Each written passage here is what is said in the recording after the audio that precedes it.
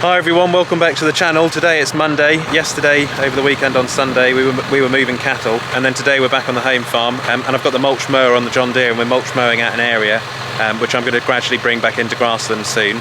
Unfortunately, the weed wiper has got a cracked pump at the moment on the pump on it, so we're just ordering some new parts for that. So we'll just hop in the tractor. There's lots to talk about. Right, we're mulch mowing out this area today, and it's going quite well. I've been going about 1000 RPM on the Marshes, which is what it's supposed to be, and we can get a move on. So today I had a call from Young's Tractor Restoration. The massive focus on 135 is almost complete. In fact, it is complete. We're just waiting on two number plates, the front and back, front and rear plates, to finish that tractor off. And then later on this week I'll be going down with the Defender and the flatbed, and we'll go and pick that up. And then it's going to stay on the farm for a week. We'll take it out to the Norfolk show, and then we'll go back out, and then it'll come back on the farm for good. So really looking forward. Friday this week, hopefully we'll be heading over to Cambridge to pick up that tractor. Yeah, so I've been waiting a long time for that, so I can't wait to go and pick that tractor up.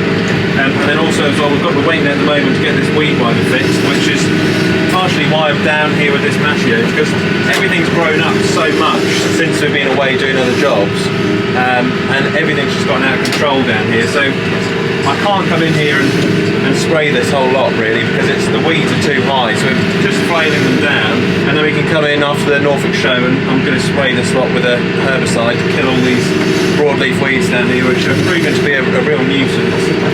One handy thing about 1000 RPM is you can really get a bit of a move on down here when I'm doing this job.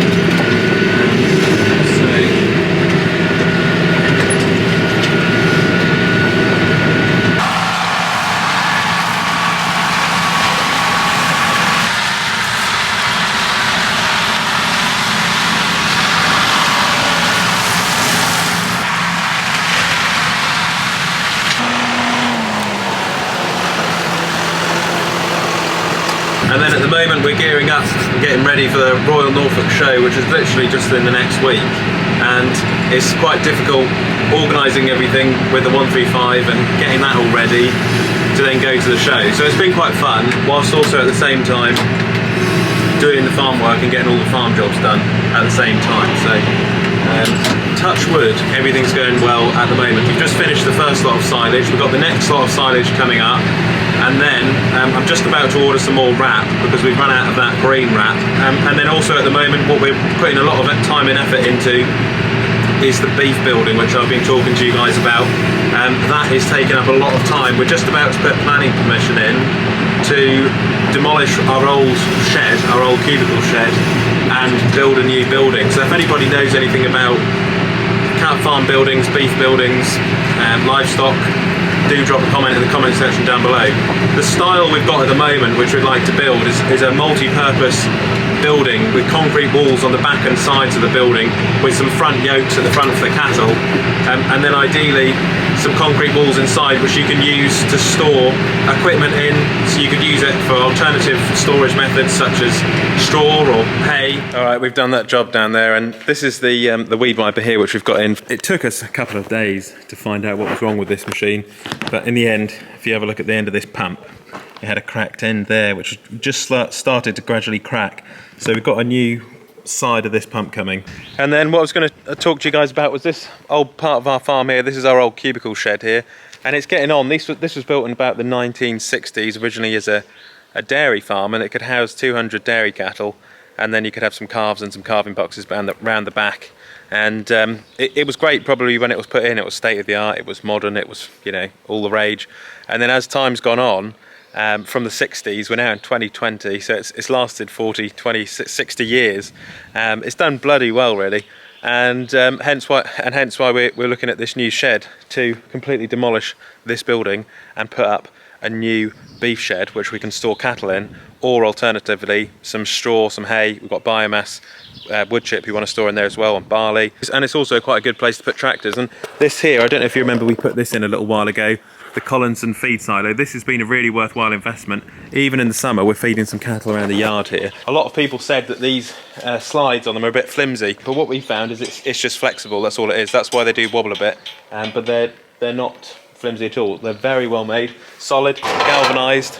So if you are interested in any Collinson feed bins, do go and check them out. We will definitely be looking at another one if we need two feed bins for our new shed. And then around here, we're going to concrete this very soon, buy the feed bin, and then our old cubicle shed will be knocked down, and then we'll have this new beef shed put up. So I'll show you some pictures of what we've got, some ideas for the beef shed. The idea is it's going to be fairly solid and fairly well made, something which will stand the test of time. I mean, this shed of ours here, 60 years, hasn't done too badly. And I tell you what, if the new shed does even half of that, that'll be really impressive. So I mean, one thing about putting up sheds is you've always got to think to yourself, is it viable? Can we warrant this shed or this building?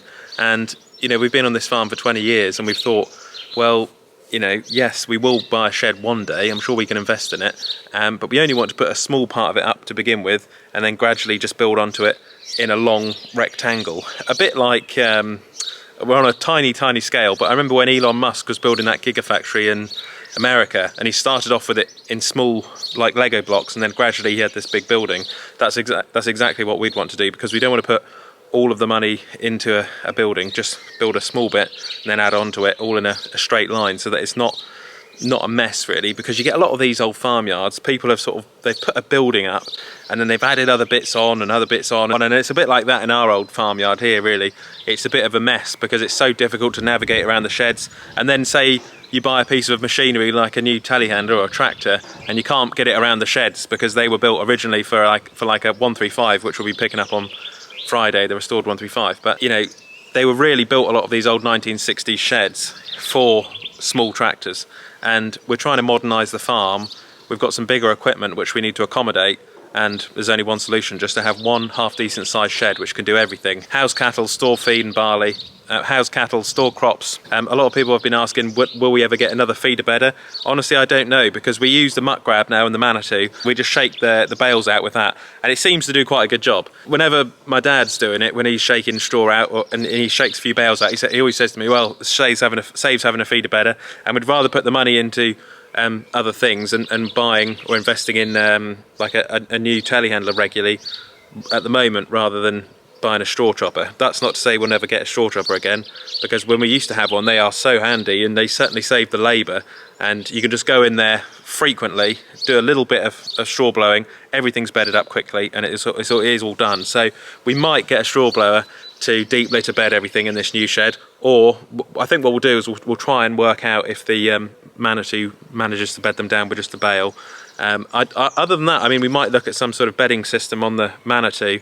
I hear you can get these spreader bales now which go on the telehandler, so you don't really need the straw blower on the tractor, and especially with the price of fuel, the 6R would drink a lot of fuel on a straw blower, I'd imagine. So we'll see how we get on with that one. And do let us know if you know of anyone out there, or if you yourself, your family farm, or your farm you work on, or somebody you know has built a shed recently and it's worked really well for them. There's a lot of good success stories out there of people who have put in the right shed for their farm. It takes a lot of time planning everything beforehand so that you get the right type of shed which you want. And that's what we're doing. That's why it is taking so long.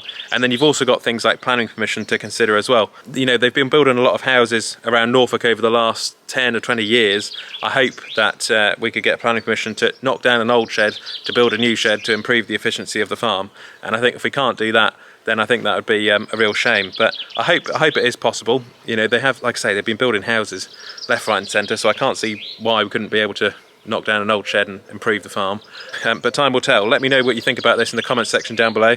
It will be happening in the next couple of years, and it's something we're very excited about. So with that, thanks very much for watching today's video. We'll be going to pick up the 135 very, very soon. Stay tuned for that. Can't wait to go and see that tractor, get it on the flatbed, bring it home, and then go to the show. And then if you enjoyed this video, do give it a thumbs up.